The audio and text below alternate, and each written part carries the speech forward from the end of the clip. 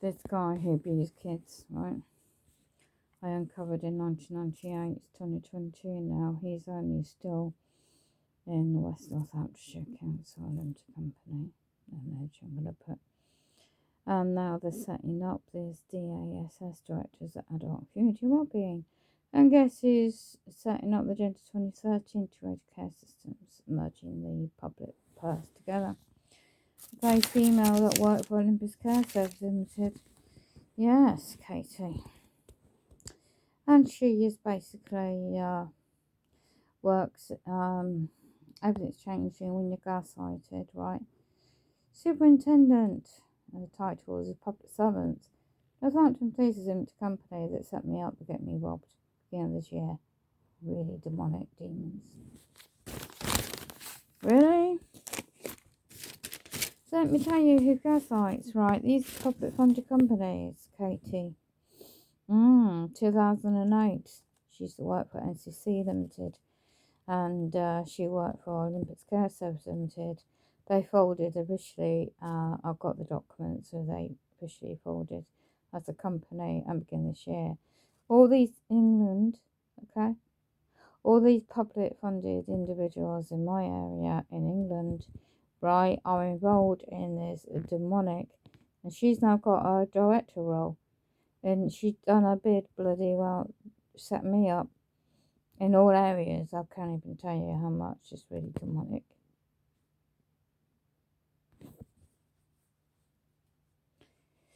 And safeguarding adult wellbeing service. Yeah, right. I checked her out, and she's got the director's Michael. This is public knowledge. Right, Public Health England Limited, his company, is actually folded. And East Midlands Ambulance Service Limited Company Director Michael, what the hell are you got your public servants gaslighting me for in your vehicles? And your public servants are key demonic ICS and IBC new Agenda 2030, right? Officially from 1st July 2022 East UK. In my area, everything's digitalisation. And it all links up. I was researching documents by chance for 2-3 hours online. I will get mediated, right? And public protection. No. And I really are now.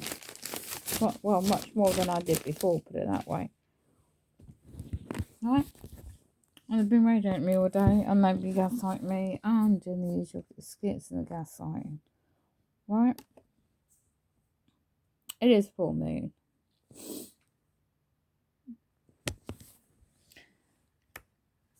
I hope she goes to hell. Check the printer settings in Windows 7. I hope she just rots a nail. Well, she already is. She sold us all out.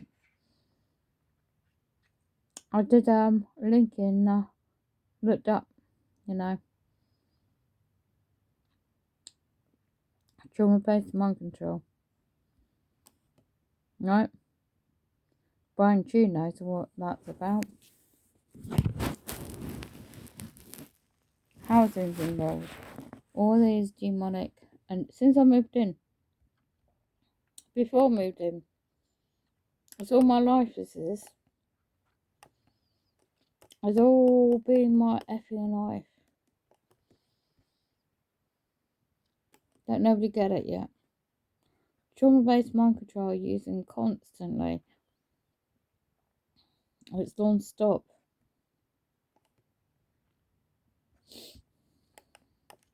What's the point? All this deception that's going on, and people are waking up. People are doing very good to wake up to all the demonic stuff. Right, I streamed the UK Agenda 2030, smart AI cities, healthcare, etc. is in my area, UK. Right opposite me. Radiation me, 5G, and etc. etc. Illuminati, freemasonry, it's all part of it. And then the stock markets and the crash, having no chance to get out. They had a meeting, right? on YouTube land, and I saw their demonic bloody faces. You know, West Northamptonshire Council's into company on their Zoom meeting.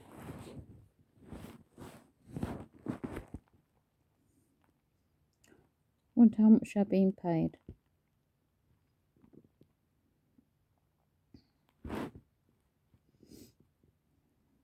And there's still people I've known for years. They know each other. Where's the disabled public servants? They're all able-bodied. They've been pushed in their positions. Not pushed, but offered their positions. Oh, there he is. I won't say what he is.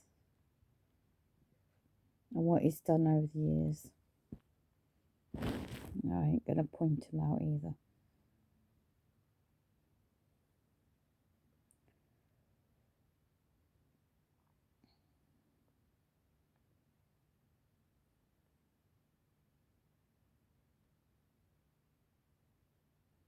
Can't make up these demons. They're very demonic. And how these younger people got their jobs knowing what they do in their private lives. And they're public servants. 1998, and he's using public purse and expenses. He knows me very well, and I know him. And what he's been doing all these years has been covered up. But you see, people get blackmailed by doing certain demonic ritual, demonic things to kids and stuff, and they get away with it. And if you say anything, you know, you are not bloody well. Good evening, everybody. Let's make a start, if we may. We have a very big agenda here this evening. Welcome to this June 22 Cabinet meeting. It is a big agenda, a lot of important stuff to get through, stuff that's worthy of discussion, and so on. We have over an hour and a half's worth of speakers registered. I'm urging speakers to be concise, if you can, please, because this has got a 10 o'clock meeting written all over it, which we hope it not to be, for the important decisions that need to be taken. So if you think you're making the same points as perhaps another member of your group, please perhaps think about rationalising it down to one. As we head later on in the meeting, we'll have to perhaps review speaking if we find that we're heading towards 9 o'clock and we've still got a massive amount of agenda left. Simply just to mention, this is not the first time the Cabinet has seen these reports. We've worked and been involved in their development for quite some time. What you see is not them seeing these for the first time. So as a consequence, a lot of discussion has already been had. We take decisions in public and discuss them in public for the transparency, but we have all worked on all of these quite significantly over recent months. Let's start with apologies for absence, and I have Malcolm Longley and Rebecca Breeze. I think that's probably it, isn't it? Apart from that, everything. Thank you. Do we have any declarations of interest from Cabinet members for anything on the agenda? No, all clear. Thank you very much. We have some minutes from our previous meeting, which was the 3rd of May. Can I just ask Cabinet members if they had a chance to have a look? Oh, he's even got his new iPad out. Amendments or corrections? Paid by the public purse. Thank you, Phil. Full proposal to be accepted. Is that agreed? Agreed. Thank you very much.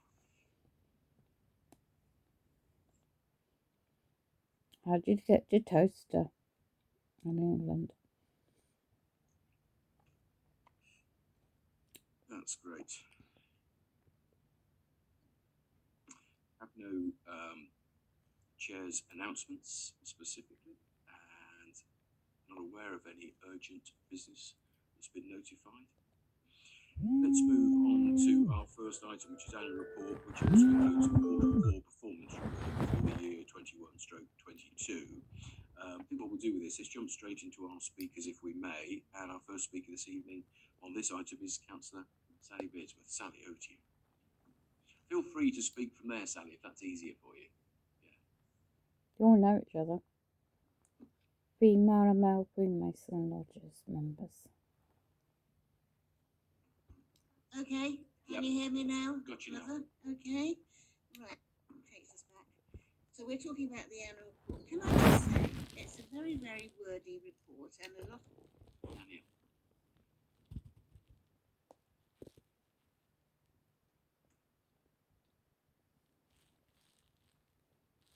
She's the only one that knows what she's talking about, Diane Stone. Thank you, Chair. It is a really good report, but it's our job, isn't it, to point out things that aren't quite so good. So forgive me if I come across as being a bit negative. I do appreciate the report, the information in it and the work that's gone in it. And I shall keep it by me just to refer to make sure that you're delivering what you say. But I just want to point out a couple of things.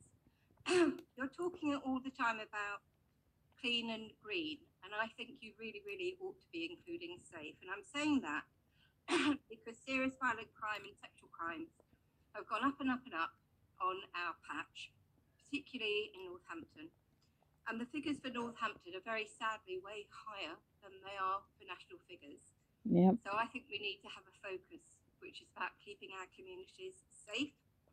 It's reported nationally, for example, that 7 out of 30 children in school suffer from neglect or abuse, and that's up from 5 in 30 3 years ago.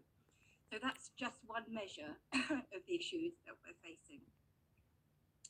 I agree with having accessible green spaces for all. It's something that we've tried very hard to do for Spring Boroughs. But if you walk around all our parks, you will see who is absent, and you will know they're absent because they don't feel invited into that space and they don't feel safe in that space. So more work does need to be done. We need more CCTV and we need more park rangers. More CCTV. I'm terribly really. interested in figures for the budget for adults and children, and of course I've been aware of these figures for years and years and years, but I am wondering now why adults is always much bigger than children. Why? Yeah. Why is it? The need in children's services from birth to 18 is huge. The pressures are huge. Why doesn't the budget reflect that? So I'm going to ask yet again if it wouldn't be a good idea for us to have zero-based budgeting for both services in the way that I mean, which is a blank sheet of paper, looking at what is good and costing what is good, so that we understand what it would mean for us in terms of resourcing. And then we've got a choice. We can either prioritise so we don't do some stuff, or we can leave that extra money in. So It's I don't puppet want funded. it to be that children are being neglected because they don't have a vote. That's one of my... That the Billing Road corridor is off the table, and at all costs it's off the table. It leads me to ask the question again, what happens to the money, the only money we've received, or the only significant sum of money we've received, labelled for active travel, which I commend everybody that's put effort into. The role of our councillors, of course, to bring views in, but partnership and consultation is an important view, as is taking control of our future. I think, and I think when you have chances, connected communities, thriving villages of town, economic development, obviously administered the multi-million-pound grant programmes, many of which have been brand new things that we've had to try and get. They're puppets, a lot of 1,200 households have been supported in terms of homelessness. That's something we're very proud of doing, and a whole host of good statistics. I thought it was good to see the new birth visits, good performance above national average in terms of the number that are visited within the certain periods. A few of our cabinet members cover this that area. guy Matt, Phil a lot of this looking at adults the and chairman, well-beings in your areas. Any like particular points trying you to wanted to pick up control on, him. perhaps answer any of the points that were made by our Oh, speakers? there, they know each other. Yeah, sure. Thank you, Leader. And the first thing I want to say, I think this is an excellent report, and of course, as the administration would speak positively, going back from where Do we wonder started if it's a from, we all shapeshifter know the thing and he challenges keeps touching his that ears. has got us to this point, and it's a testament. Very pleased with where we are, and in the context of our overall budget, that's additional direct investment into the homes of West Northamptonshire. We shouldn't overlook the significance of that figure. Councillor Stone references the HMO review. It is, of course, underway. We would have liked to have started it sooner, but it is valuable work is now underway. I'm in direct contact with members of the public to keep them updated. And all the people working alongside them, they work incredibly hard. Fantastic professionals, and not talking to the communities.